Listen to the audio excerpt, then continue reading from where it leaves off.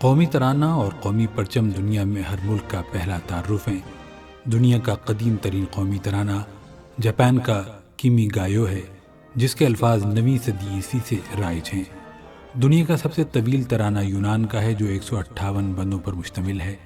مختصر ترین قومی ترانے جاپان، سین میریو اور اردن کے ہیں۔ قومی ترانے کے لیے دھن کے ساتھ ساتھ الفاظ بھی ضروری ہیں، اسی کے ذریعے عوام اپنے قومی ترانے کی روح سے واقف ہوتے ہیں۔ اس وقت دنیا کے 23 ممالک ایسے ہیں جن کے ترانے محض موسیقی پر مبنی ہیں۔ پاکستان کے قومی ترانے میں دھن اور الفاظ دونوں ہی موجود ہیں۔ اس کی تاریخ بھی خاصی طویل ہے۔ 14 اگست 1947 کو پرچم کشائی کے موقع پر جس قومی گیت کی دھن بجائی گئی وہ کچھ یوں تھا: پاکستان زندہ باد، آزادی پائندہ باد، آزادی کا ہوا سویرا، لہرایا ہے سبز پھریرا، رب دو عالم شکر ہے تیرا، سن لی ہے تو نے فریاد، پاکستان زندہ باد، آزادی پائندہ باد۔ کہا جاتا ہے کہ یہ اسرار الحق مجاز کے اشعار تھے۔ جون 1948 میں حکومت نے ایک پریس نوٹ کے ذریعے قومی ترانے کی دھن اور الفاظ کے سلسلے میں 5,000 ہزار کے 2 انعامات کی پیشکش قبول کر لی۔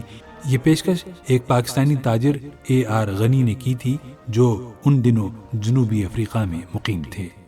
دسمبر 1948 میں حکومت پاکستان نے وزیر مواصلات سردار عبدالرب نشتر کی سربراہی میں قومی ترانہ کمیٹی تشکیل دی۔ اس کمیٹی کے دیگر 8 اراکین یہ تھے: عبدالستار پیرزادہ وزیر خوراک و زراعت، چودھری نذیر احمد خان رکن اسمبلی، راج کمار چکرورتی رکن اسمبلی، ابوالاسر حفیظ جالندھری شاعر، AD اظہر دانشور اور ادیب، زید بخاری ریڈیو پاکستان، جسیم الدین شاعر، احسن اکرام جوائنٹ سیکریٹری وزارت اطلاعات و نشریات، سیکریٹری اور کنوینر ترانہ کمیٹی۔ قومی ترانہ کمیٹی کو دنیا سے الفاظ اور دھنیں موصول ہونا شروع ہوئیں۔ کئی موسیقاروں نے دھنیں باقاعدہ نوٹیشن کے ذریعے بھیجیں، چند شاعروں نے موسیقی کے ریکارڈ بنا کر بھیجے، لیکن کوئی بھی دھن یا نغمہ معیار پر پورا نہ اترا۔ سردار عبدالرب جب اگست 1949 میں پنجاب کے گورنر بنے تو ان کی جگہ عبدالستار پیرزادہ کو ترانہ کمیٹی کا سربراہ مقرر کیا گیا۔ 1950 کے اوائل میں ایران کے سربراہ کی پاکستان آمد کا پروگرام طے تھا، چنانچہ قومی ترانے کی تخلیق کا کام تیز کر دیا گیا۔ احمد غلام علی چھاگلا کا شمار ملک کے ممتاز موسیقاروں میں کیا جاتا تھا۔ وہ مغربی موسیقی کے ساتھ ساتھ مشرقی موسیقی میں بھی کمال رکھتے تھے۔ وہ قومی ترانہ بنانے کی ذیلی کمیٹی برائے موسیقی کے رکن تھے۔ ان سے ترانے کی موسیقی ترتیب دینے کے لیے کہا گیا۔ اس سلسلے میں عبدالستار پیرزادہ نے ان سے کہا کہ وہ خود کیوں ترانے کی دھن نہیں بناتے۔ انہوں نے تھوڑے سے تردد کے بعد اس شرط پر دھن بنانے کی حامی بھری کہ اگر یہ دھن ترانے کے لیے منتخب ہو جاتی ہے تو اس کے تمام رائٹس ان کے نام ہوں گے اور وہ اس کا کوئی معاوضہ نہیں لیں گے۔ انہوں نے جو دھن ترتیب دی اس کی پہلی ریکارڈنگ انٹیلیجنس اسکول گزری کراچی میں ہوئی، جہاں ریڈیو پاکستان کے عارضی اسٹوڈیوز تھے۔ الفاظ کے ساتھ اس ترانے کی پہلی ریکارڈنگ پیلس سینما کراچی میں ہوئی، کیونکہ اس وقت یہ سہولتیں کہیں اور میسر نہیں تھیں۔ احمد جی چھاگلا نے جس ہارمونیم پر یہ دھن پہلی بار تخلیق کی تھی وہ انسٹیٹیوٹ آف سندھیالوجی حیدرآباد میں محفوظ ہے۔ 1949 میں ریڈیو پاکستان کراچی نے پاک بحریہ کے تعاون سے متعدد ریہرسل کے بعد اس دھن کو ریکارڈ کیا۔ اس دھن کو پاکستان زندہ باد کا نام دیا گیا۔ اس کا دورانیہ 1 منٹ 20 سیکنڈ تھا۔ اس میں 21 آلات موسیقی استعمال کیے گئے، جن میں کل 38 ساز شامل تھے۔ وزیر اعظم لیاقت علی خان اور ترانہ کمیٹی کے اراکین کے سامنے جب یہ دھن پیش کی گئی تو سب نے اسے سراہا۔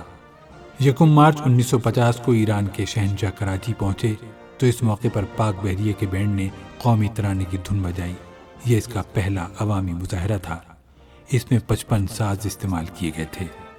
مئی 1950 میں جب وزیر اعظم لیاقت علی خان نے امریکہ کا دورہ کیا تو وہاں قومی ترانے کی دھن کا پہلی بار مظاہرہ کیا گیا۔ 10 اگست سن 1950 کو قومی ترانہ کمیٹی نے اپنے اجلاس میں احمد جی چھاگلا کی دھن کو اصولی طور پر منظور کر لیا۔ اس کی منظوری کے بعد اس کے گراموفون ریکارڈ تیار کرا کے ملک کے تمام شعراء کرام کو بھجوائے گئے۔ قومی ترانہ کمیٹی کو مجموعی طور پر 723 ترانے موصول ہوئے۔ کمیٹی نے حتمی طور پر 2 شورا کے الفاظ کو منتخب کر لیا۔ آرڈر آف میرٹ کے مطابق حفیظ جالندھری کے ترانے کا پہلا اور حکیم شجاع کے ترانے کا دوسرا نمبر تھا۔ حفیظ جالندھری شاعری کے ساتھ ساتھ موسیقی کے بھی ماہر تھے۔ انہوں نے 1948 میں آزاد کشمیر کا قومی ترانہ وطن ہمارا آزاد کشمیر بھی تحریر کیا تھا۔ وہ پاکستان کی قومی ترانہ کمیٹی کے بھی رکن تھے۔ وہ اس کی تخلیق کے ہر مرحلے پر پیش رہے۔ 5 فروری 1953 کو احمد جیت شاگلہ انتقال کر گئے۔ ان کے انتقال کے 11 ماہ بعد 5 جنوری 1954 کو ان کی موضوع کردہ دھن وفاقی کابینہ نے منظور کر لی۔ 7 اگست 1954 کو حفیظ جالندھری کا تحریر کردہ قومی ترانہ اشاعت کے لیے جاری کر دیا گیا۔ مرکزی وزارت اطلاعات و نشریات حکومت پاکستان نے اپنے پریس نوٹ کراچی مجریہ 16 اگست 1954 کو قومی ترانے کی منظوری کا سرکاری اعلان کیا۔ یوں تاریخ کا ایک اہم باب اپنی تکمیل کو پہنچا۔ ریڈیو پاکستان پر جب قومی ترانہ پہلی بار نشر کیا گیا تو عوام نے اسے بہت پسند کیا۔ 4 اگست 1955 کو حکومت پاکستان نے قومی ترانے کے الفاظ کے قومی رائٹس خرید لیے تاکہ اسے غلط طور پر پیش کرنے کا کوئی امکان باقی نہ رہے۔ قومی ترانہ حفیظ جالندھری کے مجموعہ کلام چراغ سحر میں شامل ہے۔ پاکستان کا قومی ترانہ دنیا کے خوبصورت ترانوں میں ایک اہم اضافہ ہے۔ یہ نہ صرف ہمارے ماضی کے ترجمان، حال کا آئینہ دار، بلکہ خوش آئند مستقبل کی نوید بھی سناتا ہے۔ یاد رہے کہ یہ ترانہ جن فنکاروں کی آواز میں پہلی بار ریکارڈ کیا گیا تھا ان کے نام ہیں احمد رشدی، شمیم بانو، کوکب جہاں، رشیدہ بیگم، نجم آرا، نسیمہ شاہین، زوار حسین، اختر عباس، غلام دستگیر، انور ظہیر اور اختر وسیع علی۔ قومی ترانے سے متعلق یہ تحریر تھی ناظم الدین کی، جو انہوں نے ہمیں ٹورنٹو کینیڈا سے بھیجی۔ ناظم الدین جو پاکستان ٹیلی ویژن کے سابق سینئر پروڈیوسر ہیں، ہمارے پرانے دوست ہیں۔ کتنے پرانے؟ اس کا اندازہ اس بات سے لگائیں کہ سن 2014 میں ہماری ملاقات اور دوستی کو 45 سال ہو گئے ہیں۔ پاکستان ٹیلی ویژن پر ان کے پیش کیے جانے والے دستاویزی پروگرام اور معلوماتی پروگرام ان کی پہچان رہے ہیں۔